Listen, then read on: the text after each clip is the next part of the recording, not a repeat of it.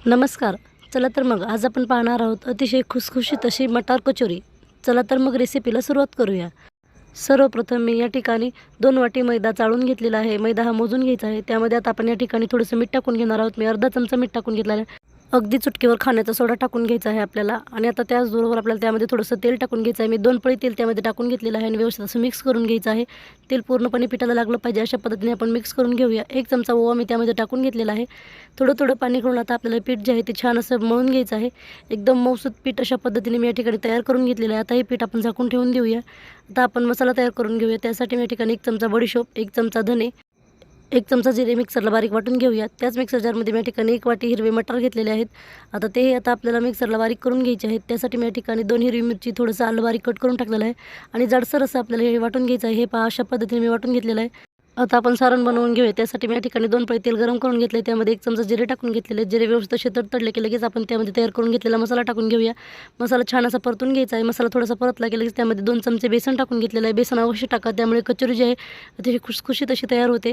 व्यवस्थित असं बेसन परतून घ्यायचं आहे. बेसन छान असं खमंग भाजलं की लगेच त्यामध्ये आपण जे वाटाणे वाटून घेतलेले आहे ते आपल्याला टाकून घ्यायचं आहे. वाटाणे वाटताना आपल्याला ते जरा जाडसर असे वाटून घ्यायचे आहेत. मीडियम गॅसवर छान असा याचा कच्चेपणा जाईपर्यंत आपल्याला परतून घ्यायचं आहे. थोडंसं परतलं की लगेच त्यामध्ये 1 चमचा गरम मसाला, पाव चमचा लाल तिखट, 1 चमचा धने पावडर टाकून घेतलेला आहे आणि 1 चमचा मीठ मी या ठिकाणी टाकून घेतलेलं आहे. मीठ जे आहे ते चेक करून टाकायचं आहे. आपण पिठामध्ये मीठ टाकलेलं आहे आणि व्यवस्थित असं मिक्स करून मीडियम गॅसवर 4 ते 5 मिनिट हे सारण छान असं परतून घेऊया. वरतून थोडीशी बारीक कट करून घेतलेली कोथिंबीर टाकून घेतलेली आहे आणि त्याचबरोबर मी या ठिकाणी पाव चमचा हळदी पावडर टाकून घेतलेलं आहे. थोड्या वेळ आपल्याला परतून घ्यायचं आहे म्हणजे आपलं सारण जे आहे ते एकदम परफेक्ट असं तयार होतं. आता हे सारण प्लेटमध्ये काढून आपल्याला थंड करून घ्यायचं आहे. हे सारण थंड झालं की लगेच आपल्याला त्याचे असे छोटे छोटे बॉल तयार करून घ्यायचे आहेत आणि आता अशा पद्धतीने मी बॉल तयार करून घेतलेले आहेत. आता पीठही आपलं छान असं मुरलेलं आहे. त्यातील छोटासा गोळा काढून याच्यावरती आपल्याला असा वाटी तयार करून घ्यायची आहे आणि त्यामध्ये आपण तयार करून घेतलेलं सारण जे आहे ते भरून घ्यायचं आहे आणि अगदी आपण पुरणपोळी बनवतो त्याच पद्धतीने आपल्याला व्यवस्थित असं बंद करून घ्यायचं आहे म्हणजे सारण जे आहे ते बाहेर येणार नाही. अशा पद्धतीने एक्स्ट्राचं पीठ जे आहे ते आपल्याला या ठिकाणी काढून टाकायचं आहे आणि व्यवस्थित असं बंद करून दोन्ही साईडने हातावरती गोल गोल करून आपल्याला दोन्ही हाताने दाब देऊन छान असं प्रेस करून कचोरीचा आकार तयार करून घ्यायचा आहे. हे पहा अशाच पद्धतीने मी या ठिकाणी सर्व कचोऱ्या तयार करून घेतलेल्या आहेत.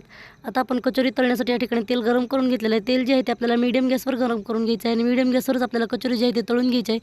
गॅसची फ्लेम जी आहे ती अजिबातच फास्ट करायची नाही. दोन्ही साईडने अलटून पलटून खरपूस सोनेरी रंग येईपर्यंत आपण ही कचोरी छान अशी तळून घेणार आहोत. मीडियम गॅसवर मटार कचोरी तळल्यामुळे अतिशय खुसखुशीत अशी कचोरी तयार होते. त्यामुळे मीडियम गॅसवरच आपल्याला ही कचोरी छान अशी तळून घ्यायची आहे. अशा पद्धतीने अतिशय खुसखुशीत अशा आपल्या मटार कचोरी या ठिकाणी तयार झालेल्या आहेत. अतिशय साधी सोपी पद्धतीची रेसिपी आहे. त्यामुळे तुम्ही एक वेळेस नक्की ट्राय करून पहा.